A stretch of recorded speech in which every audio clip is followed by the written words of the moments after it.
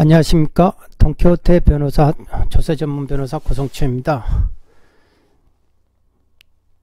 인생이 즐거워지려면은 돈이 필요하고 또 그 돈을 잘 써야만이 된다 라는 주제입니다. 그게 돈키호테, 좋아할 호자를 써서 이렇게 제 닉네임을 이렇게 해봤습니다. 이거는 타이틀리스트 수석 피터 분이 계시는데 어느 날 아침 갑자기 저에 대해서 생각을 해보면서 이 이미지가 잘 맞지 않을까 하면서 저에게 일러주셨습니다. 그래서 돈키호테, 참 이게 원래 제 별명이 감사원 공직에 있을 때, 감사원에 있을 때 항상 우리 과장님이 저보고 돈키호테라 이렇게 하셨는데 이미지가 비슷한 것 같아요. 그래서 이거를 써보기로 했습니다.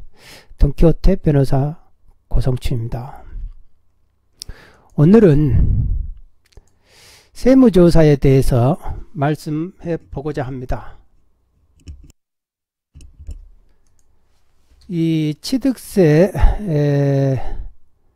이렇게 취득자금 출처조사인데요. 그 중에 이렇게 되면 이렇게 세무조사에 대해서 많은 글들이 나옵니다.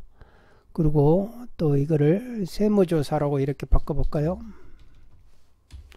자, 세무조사 이렇게 바꾸면은 이렇게 많은 글들이 계속 이렇게 나올 겁니다. 세무조사 위에 세무조사 신고, 세무조사 계좌 추적, 증여세 세무조사, 이렇게 세무조사 고발, 세무조사 방법, 세무조사 5년 이렇게 나옵니다. 세무조사 5년이라는 거는 일상 통상적인 제척기간이 5년이기 때문에 5년이라고 말하는 거고, 세무조사 추징금이라는 거는 우리가 세무조사를 해가지고 조세 탄루액을 적출을 하면은 그거에 대해서 과세 처분을 하는 거죠. 그 과세 처분해서 세금을 징수한다 해가지고 추징금이라고 하고, 세무조사의 계좌 추적이라는 거는 결국은 세무조사라는 게 그거 아니겠습니까? 결국은 계좌를 열어보는 거예요. 추적을 해보는 겁니다. 그러니까 그래서 사람들이 이제 자꾸 현금으로 이렇게 빼돌리려고 하는데, 요즘은 너무 그것도 힘들어요. 은행에서 계좌에서 자금을 현금으로 빼려면은 그게 다 이렇게 앞에서 그 현금 출납하는 그 사람들이 다 그 사람들이 고액을 빼가면은 그 사람의 행동 거지, 이런 태도, 무슨 말을 했는지 이런 거를 다 적는다는 거예요. 예? 그러면은 돈을 가지고 있어도 은행에서 현금으로 빼기가 그렇게 힘들다. 그겁니다. 그리고 세무조사 위에는 세무조사를 잠시 이렇게 미뤄달라라는 것이고, 증여세 세무조사, 세무조사 고발이라는 것은 범칙조사를 말하는 거죠. 범칙조사라는 것은 형사고발을 전제로 해서 하는 세무조사인데, 그렇게 되가 세무조사 결과, 범칙 세무조사 결과, 이게 조세범으로 고발을 해야 되겠다. 그러면은 형사고발을 하는 것입니다. 세무조사 방법이라는 건 여러 가지가 있는데 결국은 계좌 추적이 주된 것이고요. 여기서 이제 세무조사 중에서 가장 일반적인 게 증여세 세무조사다. 왜 증여세 세무조사가 이게 무섭냐 하면은, 일단은 그 사람의 취득자금을 가지고 출처가 불분명하다 이렇게 나갈 수 있는 세무조사가 적어다 이거예요. 먼지 털어서 먼지 안 나겠느냐. 다른 조사 같은 거는 명확한 혐의가 있어야 되는데, 저거는 자금 출처가 불분명하다라는 그런 의심 가지고 나가버릴 수 있다 이거예요. 근데 이것이 법적으로 우리가 이제 자금 출처 조사라는 것이 세법상 있는 용어가 아닌데도 불구하고 이렇게 법원이라든지 이게 아직은 그 부분이 인식이 국고적인 것 같아요. 제가 해보니까. 물론 이제 그분들도 나와가지고 직접 세무조사를 당해보시면 마인드가 틀려질 수가 있겠죠. 뭐든지 내일처럼 당하면은 다 의식이 틀려집니다.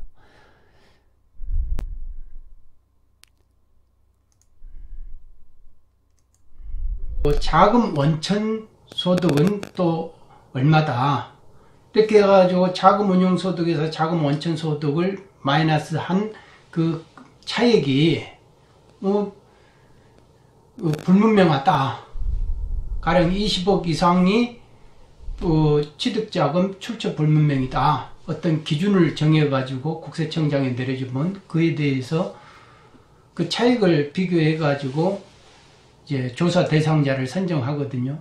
그러면 자금 운용소득이 뭐 부동산 취득, 금융채무, 신용카드 사용액 등, 그 다음에 금융자산, 그 다음에 자금 원천으로는 근저당 채무, 신용카드 사용액, 신고소득, 이자, 보험금 등, 그 다음에 보증금, 아파트 보증금, 금융자산, 뭐 이런 식으로 해가지고 두 개를 마이너스 한다 이렇게 되어 있거든요.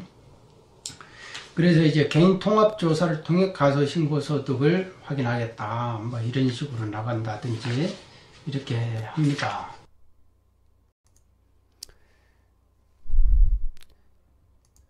이게 동영상을 봤는데요. 간단히 설명하면 취득자금 출처 세무조사가 어떻게 이루어지는가, 그게 이제 이 판결문을 제가 최근에 생소한 판결문인데 거기에 이제 따라서 제가 말씀을 드린 겁니다. 제가 이거를 변론만 12번 이상을 하고 전체적으로 한 12번 이상 했을 겁니다. 그리고 한 2년 걸렸어요. 1심에서만. 그러니까 행정소송, 과세처분 소송을 가지고 불복해서 1심에서 2년을 했다 하면은 상당히 많이 한 거죠. 그런데 저는 아직까지도 조금 미진하다 생각이 되는데, 그래도 이제 제가 100% 이겼으니까 그걸로 만족하면 되겠지만은, 저는 이제 이 사건을 처음에 할 때 이게 사건 자체가 상당히 좋은 사건이다. 그런데 이제 그분 입장에서는 종합소득세 누락 사실을 부인하지는 않아요. 인정을 합니다. 인정을 하기 때문에 어느 누가 봐도 조세심판원까지 갔는데 결국 이제 기각이 되니까 누가 이거 조세심판원에서 누가 인용을 해주겠습니까? 그런데 그분 입장에서는 이게 세무 소송을 해가지고 이길지 말지 그거에 대해서 전혀 자신이 없는 거죠.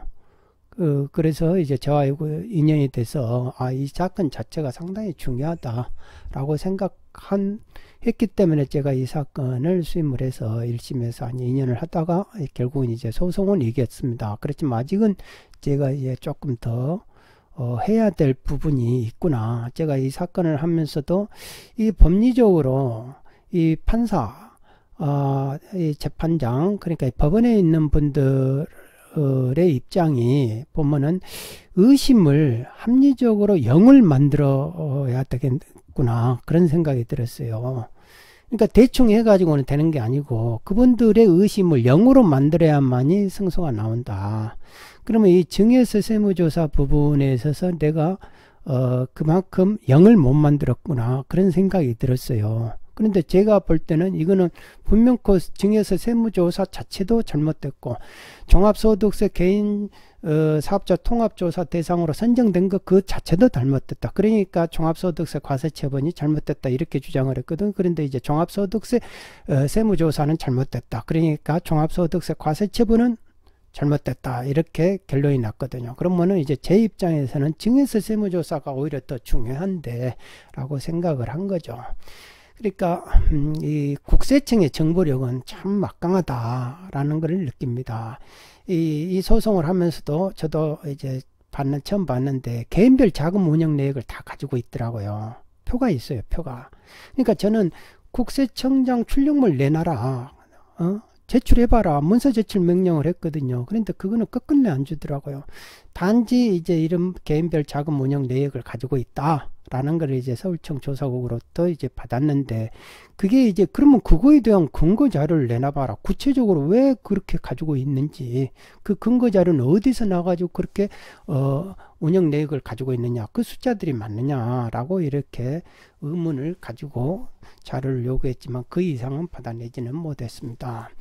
하다못해 이제 증인신문까지도 요구를 해봤지만 결국은 이제 그 부분은 제가 이제 마음을 접고 그냥 자료를 받는 식으로 이렇게 했습니다. 운영 내역표를 보면요, 차변에 자금 운용액이 있고 대변에 자금 원천액으로 구분되어 관리하고 있더라고요. 그러면 자금 운용액에서 자금 원천액을 빼면 자금 출처 불분명 혐의액이 나온다. 저 자금 출처 불분명 혐의액이 20억 이상 나오기 때문에 세무조사를 했다. 자금 출처 조사를 했다. 그러는 거예요. 그러면 이제 부동산 취득이라든지 금융채무, 신용카드 사용액, 금융자산, 뭐 근저당 채무, 신고소득, 이자, 보험금, 보증금, 뭐 금융자산 이런 식으로 각각 개별적으로 다 수치화돼 있더라 이거죠.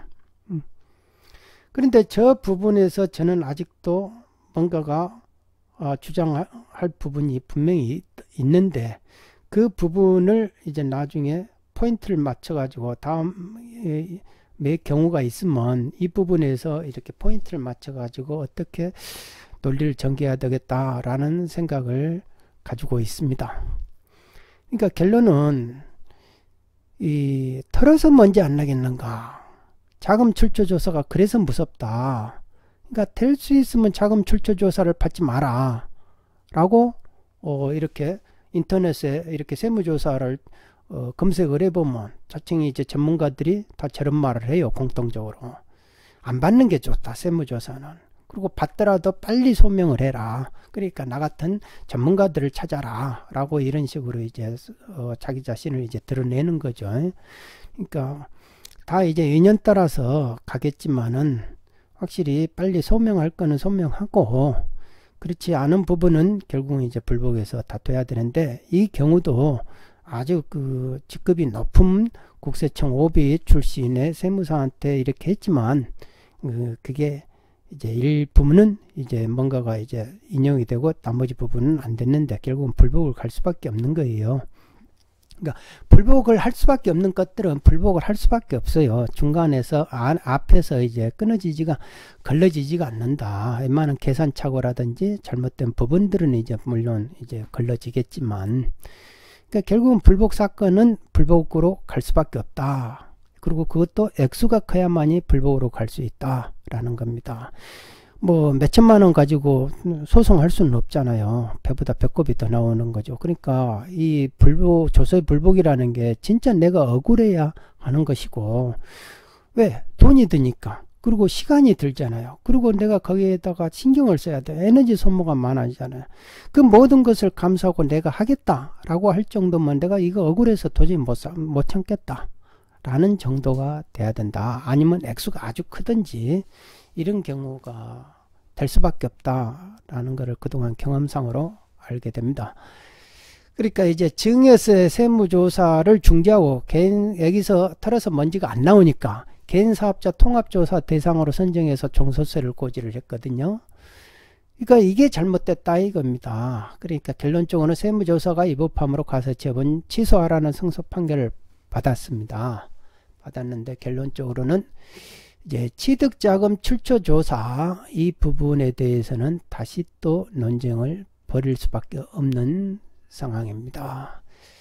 이 부분에서 저는 그동안 이거를 어떻게 정리를 해야 되겠다. 결국은 이게 법리로 이렇게 가야 되거든요. 그러니까 뭐 이럴 것이다 저럴 것이다 이렇게 돼서는 안 되고 톱니바퀴처럼 이렇게 될 수밖에 없다. 서로가 법리가 일을 맞춰서 딱딱 이렇게 톱니가 이렇게 아구가 맞아 있다. 그렇기 때문에 결론은 이렇게 취득자금 출처조사는 이런 식으로 하면 안 된다라는 식으로 이제 법리를 빼야 되겠다라는 그런 구상을 가지고 있습니다. 이 사건은 상당히 리딩 케이스다 보니까 선례를 남기는 케이스다 보니까 이 사건은 상당히 처음에 볼 때 이거는 내가 해야 되겠구나 욕심이 나더라고요. 네, 돈키호테 변호사 오늘의 주제는 취득자금 출처조사 증여세 세무조사가 왜 무서운가, 먼지 털어서 먼지 안 날 것인가 라는 주제로 조세전문 변호사 고성춘이가 오늘 말씀드렸습니다. 감사합니다.